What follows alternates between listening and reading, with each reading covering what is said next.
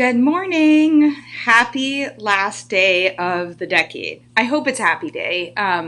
There's a lot going on. I'm in a little bit of my, I wouldn't say it's not political, but like in my activist mode this morning as I close out the decade, really thinking about how I want to act and behave in the new year, what causes I want to support, and how I can help people better. And one of the things I just want to alert you to is there's a fabulous film coming out based on a fabulous book called Just Mercy, from the Equal Justice Initiative founder Brian Stevenson. It's his story.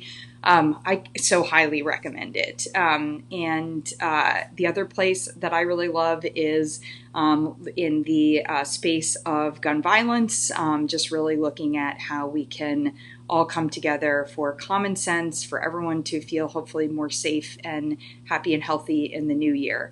And then over here, you'll see my trumpet workbooks, which is just a reminder for me. It's kind of like a glass of water for my patients. If I have trumpet workbooks everywhere, then I remember to practice. And so that's one of the things that I'm working on to do better this year. Anyway, for today, I wanted to just start with whatever's going on. It's the end of a decade. Celebrate what you've accomplished. Today is not the day to start creating a list of all the things that you didn't do or the things that you feel bad about. It's totally fine if you want to do those and maybe throw them away or burn them, or if you are, if you want to share them up with your God or whatever, but do that and be done with it. But really celebrate yourself and those around you. I just want to take a moment, the unsung heroes of the Better Nutrition Program.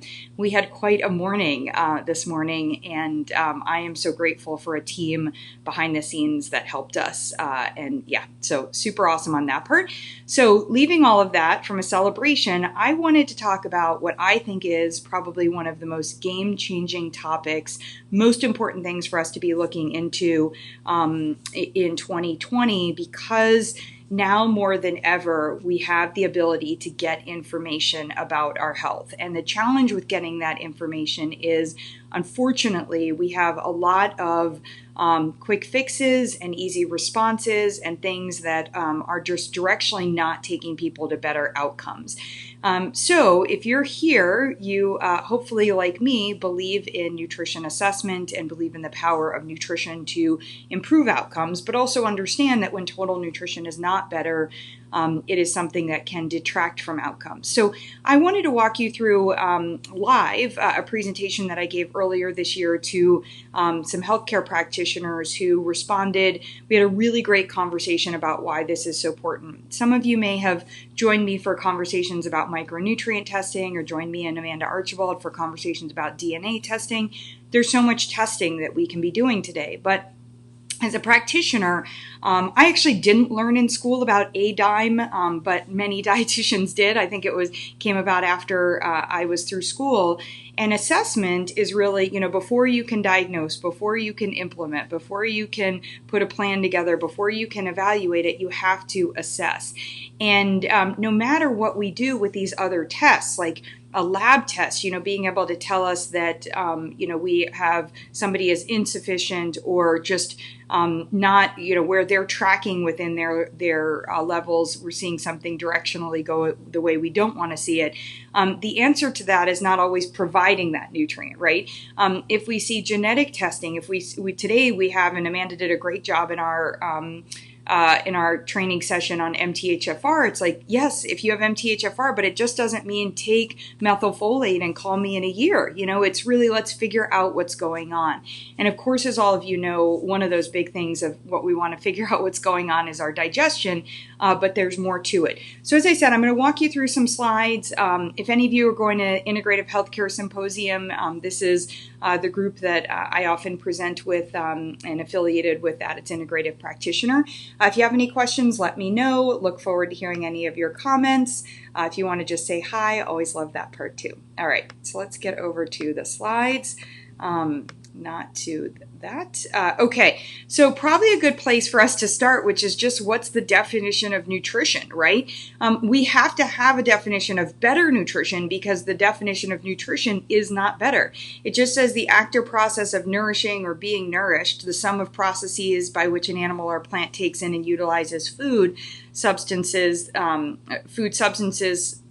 that are necessary for human nutrition. There might be a typo there. So we got to look a little bit deeper than that. So yes, nutrition is the intake of food considered in relation to the body's dietary needs. Of course, poor nutrition can lead to a lot of things we know. Good nutrition, according to the World Health Organization, would be adequate. Well-balanced diet combined with regular physical activity is the cornerstone of good health. Sure, but what is that? And we want better.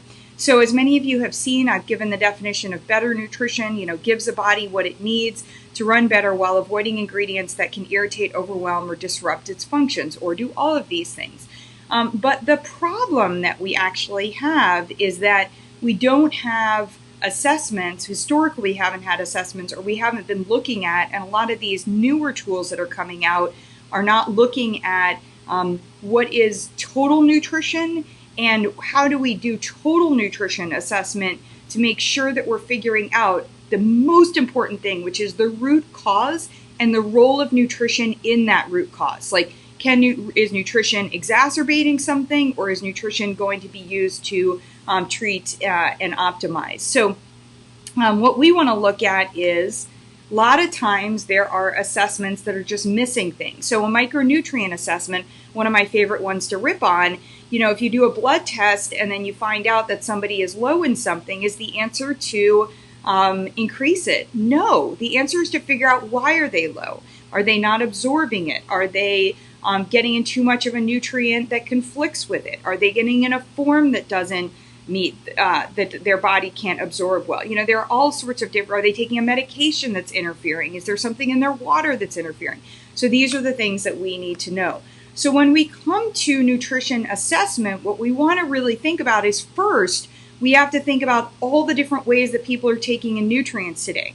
Because if I only think about your food, and maybe your food and your beverages, and think about how that can impact your intake or your health, I'm missing what all of these things can be doing. And often these things do it more intensely because they're isolated or they're targeted sources of things, right? It's so much easier for us to OD, get in too much of something from a supplement or a medication, than it would be from food, usually because we would just get bored, or we wouldn't want to consume all, that amount in food. So we got to take in all of that. And a better nutrition assessment needs to be the cornerstone of what we're doing in conjunction with any other testing, or if we don't have access to other tests, a better nutrition assessment is going to give us a lot of information that we can act on. Said differently, if it's not within our scope to run other tests or to review other tests or to look at labs, a better nutrition assessment, better total nutrition assessment is going to give us plenty of information that we can act upon. So what we're looking at here then is what goes into a better nutrition assessment. It's one that really is going to look at everything in totality. So it's going to look at your foods and your beverages. That's everything from the type of alkaline water. What is making that water alkaline? Well, that's a trivia question for the dinner table, or for the New Year's Eve party tonight, hopefully, when you're having as much water as you have of other beverages. But, some of these alkaline waters are adding in calcium, and when they add in that calcium, they're just making it worse for your kidneys, and not making it, to just give it that water a pH. Now, other alkaline waters are giving a blend of minerals in there that's naturally, keeping what we'll call maybe an optimal pH for water. But hello, people, water is alkaline forming. You can also add things to water, greens, different herbs. You could put in chlorophyll if you want. You could put in lemon, these things. But as we're doing them, we have to understand we have to know that information so that we can understand how it's impacting somebody's overall health. So a better nutrition assessment is going to be foods, beverages, supplements, all aspects of their health, their current, their history, their goals. What are their goals? Not what are your goals for them, but what are their goals? Their labs And most importantly here, it's not how a person's labs fits according to norms. One of the things that I hate the most is when I see that, a doctor is really quickly, I'll pick on doctors for a second and then I'll give them a lot of love, but has, gone through and been like, okay, I see no abnormals in here. Good, patient's good to go. Well, what if the patient's lab value for, let's just say their calcium changed or their thyroid changed 4 points, but it was still within the norm range, but you didn't notice the trend from a 10 to a 6, for example, right? That trend is going to be so important. So remember with your clients, like one of the things that we want to be doing is we want to be asking about lab trends. Really important and valuable. Again, if you're if you're in the coaching spot, if you're the quarterback, if you're the nutrition person, why not be the person that helps to make sure that they are keeping an annual, spreadsheet or whatever that looks at those lab values so that you can assess trends. That's really, really important. I'm hoping someday there will be an app that actually just creates when you get your lab results, it takes in the last year's and the years before labs, and then it gives you a trend graph. If anyone wants to create that, go for it. I think it's highly valuable. Your BMI, helpful, not so much. I mean, I guess good to know if you got taller or shorter or, if you gained weight or lost weight and how that affects it relationship-wise. But we really want to know, where was the weight gained? Why did you get shorter? Why did you get taller? What kind of weight did you gain? What kind of weight did you lose, right? So we have way more information than we just get from BMI. Likewise with age and gender. May be helpful, but as I've talked about before, your age you probably are much more like someone. Your bullseye, when somebody really gets to know you, is a series of questions of which your age is pretty minimal. We make a lot of assumptions or rules in this country around age. And what we know is that two 21-year-olds and two 65-year-olds are very different. So I have a 65-year-old client who has two 8-year-old twins that she had naturally.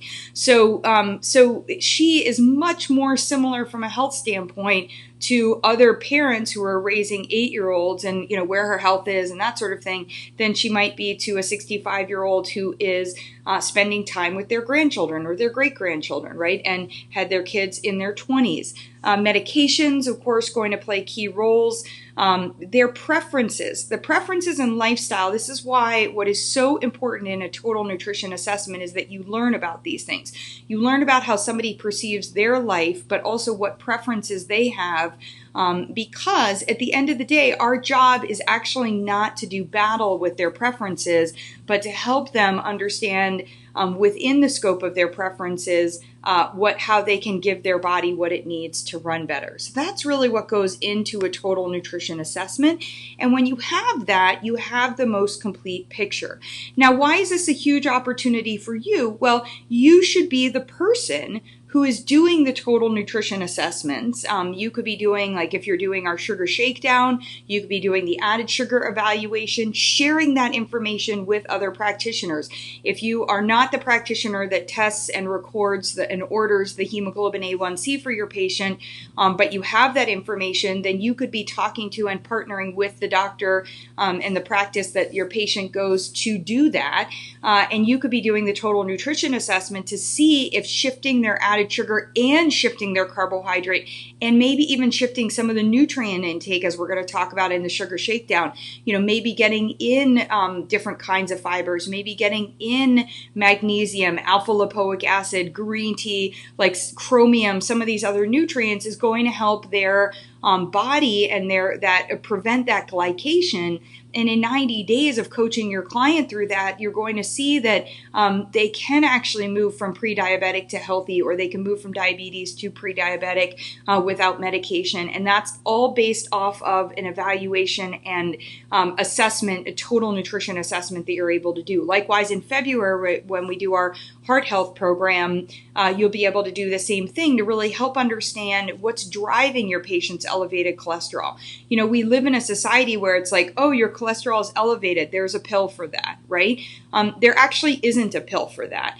There should be a series of questions, and actually now there are, in the form of a total nutrition assessment, that help us understand why is your cholesterol elevated like that. There are also lipoprotein tests that you can, and so we can start to understand your particle size, the health of the particle. Like, we can understand really what's going on in totality much better, and we do that through that total nutrition assessment. So the total nutrition assessment is not just one form. You know, that's what we have. We're coming in as the Better Nutrition Program to fill that void. But these tools complement the other things that you're doing. And as I mentioned at the outset, they also are a place where if you are working with someone who does not have access to other tests, or isn't going to pay for other tests, or their doctor isn't going to pay for tests, you can do a lot with a total nutrition assessment. So let's just use an example, because keto is blowing up. $200 billion, I think, is the industry. Our job not to really figure out, is keto, I mean, you can talk to your patient about, is keto better for them or not? But what you definitely need to talk to them about is, if choosing keto or keto-ish, which is what a lot of people are doing, are you getting in the nutrients that your body needs to run better? So you need things like fiber and you need magnesium.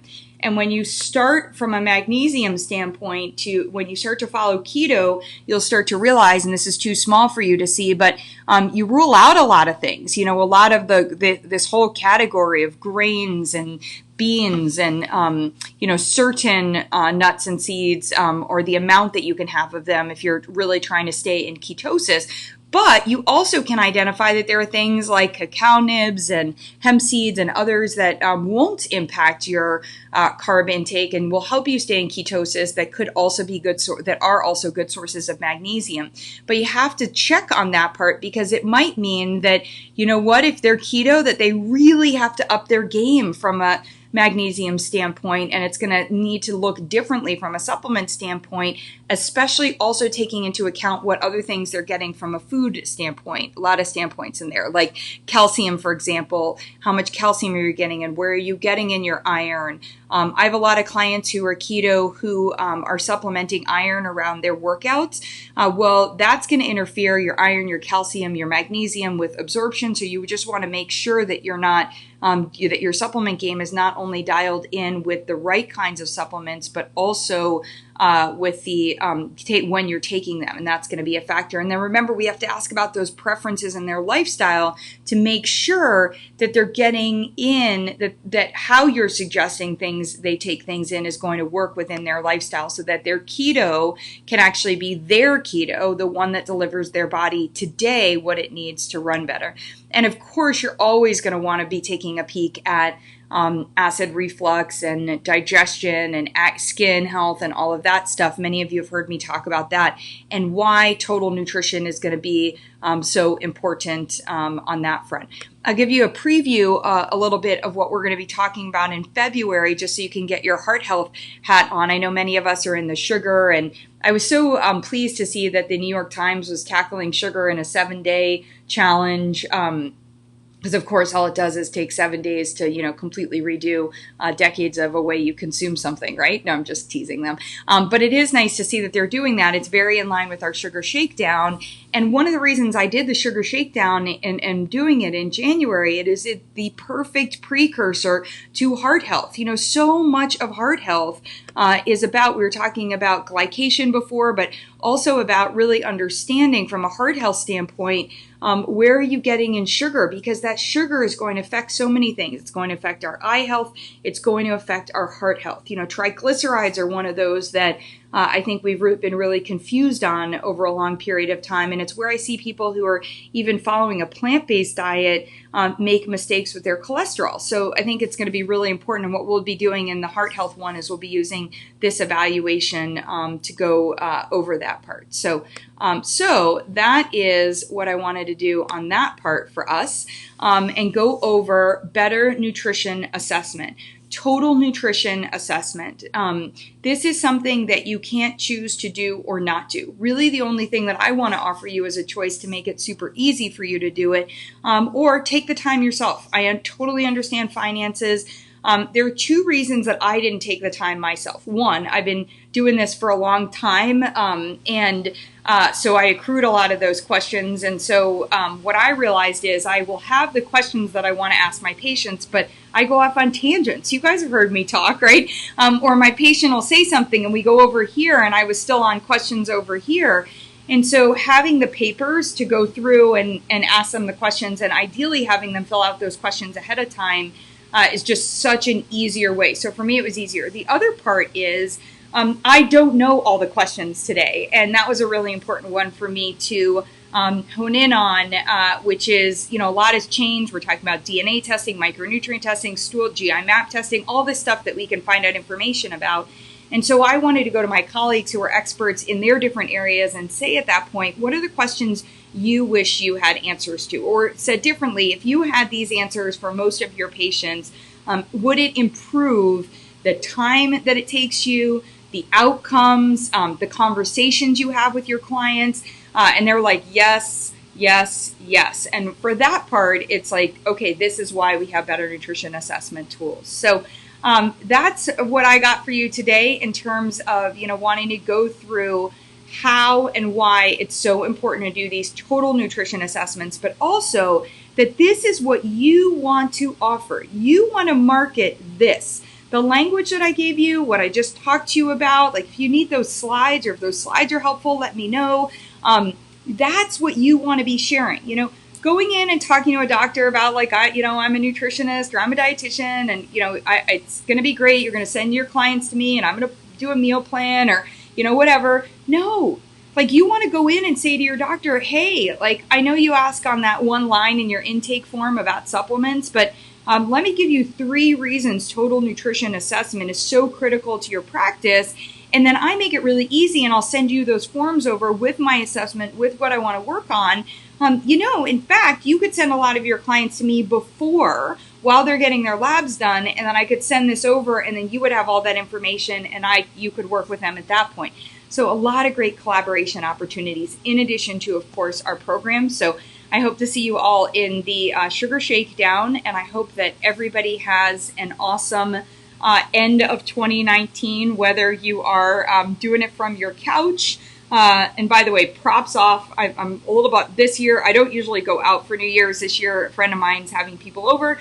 So I am doing it. I'm a big fan, and props off to those of us in the U.S. that celebrate UK New Year's. I love to do, I love to do, get a good night's sleep and actually start January 1st feeling awesome. So I'm still going to endeavor to do that, even though I'll be a little bit sleepier and catch up on my sleep, hopefully some tomorrow. But anyway, everybody, really looking forward to spending some time with you in the new year, in this new decade.